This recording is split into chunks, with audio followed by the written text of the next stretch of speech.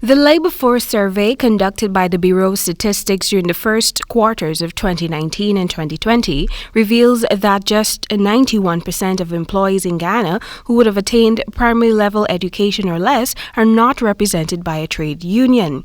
This details of this report was put to Minister of Labor Joseph Hamilton in a recent exclusive interview with Nightly News. Unless unions prepare themselves for the new workforce, they will become as the dinosaurs, extinct. That the generation after me, they don't see themselves working any place for 30 years. This is a mobile workforce. And therefore, contracts they want, because that gives them their pension now.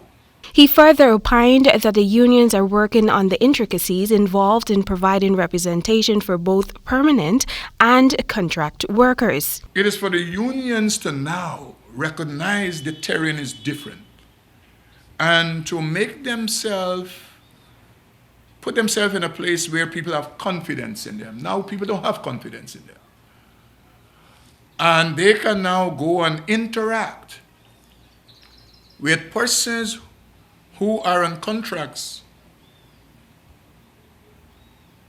to impress upon them the importance of representation.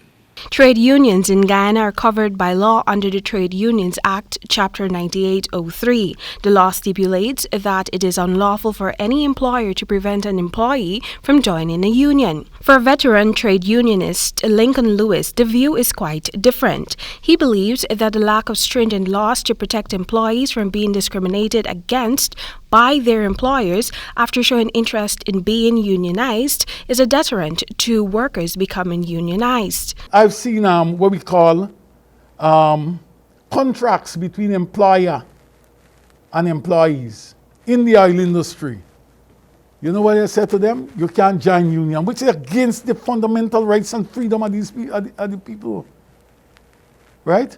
But what the ministry does, they prevaricate and they talk around it, and so be it, rather than take them to court. Trade unions are considered organizations that aim to protect the rights of workers against any form of exploitation and discrimination from their employers. Temika Rodney reporting for the HGP Nightly News.